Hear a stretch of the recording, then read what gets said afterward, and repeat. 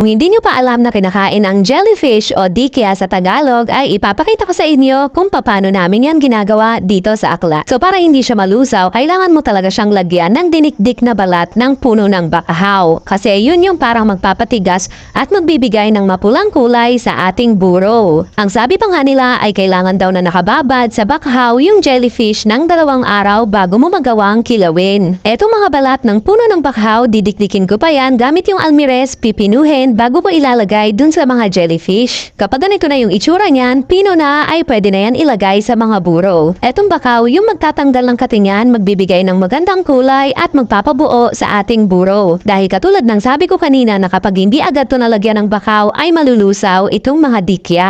Lalamasin ko lang yan at medyo pipigain yung bakaw at hahaluing mabuti. At kapag ganito na yung itsura niyan ay itatabi lang natin yan at aantayin natin na magmaga o ma-ferment o yung tinatawag namin dito na kapag numipis na. Pagkalipas ng 2 araw ng pagkakababad yan sa bakaw ay ganito na yung naging itsura ng aking mga buro. Pula na yung kulay niyan at numipis na siya at kapag ganito na nga yung itsura niyan ay pwede na yung kilawin. Tatanggalin ko lang to sa pagkakababad, hugasan ng 2 beses at saka ko hihiwain ng maliliit. Noong una ay hindi nga ako makapaniwala na kinakain pala to pero alam niyo naman na dito sa probinsya lahat nagagawa ng paraan at ganun ka-resourceful yung mga tao dito at dyan talaga ako bilib sa kanila kasi alam nila na masustansya yan at alam nila na pwede yan kainin. Pagkatapos kayan mahugasan ng 2 beses at masigurado na wala nang mga natirang bakaw, iniwa ko lang yan ng maliliit at kung titignan mo nga yan ay para siyang slice tocino. At pagkatapos kayan ma-slice lahat ay etong mga panakot naman o recado yung mga ginayat ko. Nagsimula akong maggayat nitong mga kamatis at sinunod ko naman itong mga siling pula. Ginayat ko rin ng maliliit itong mga luya at sibuyas. Gagamit nga rin pala ako dyan ng kalamansi at suka at iba pa ang mga pampalasang sangkap. Sa isang bowl, pinaghalo-halo ko lang lahat ng sangkap. Inuna kong ilagay itong mga jellyfish at sinunod ko itong sibuyas,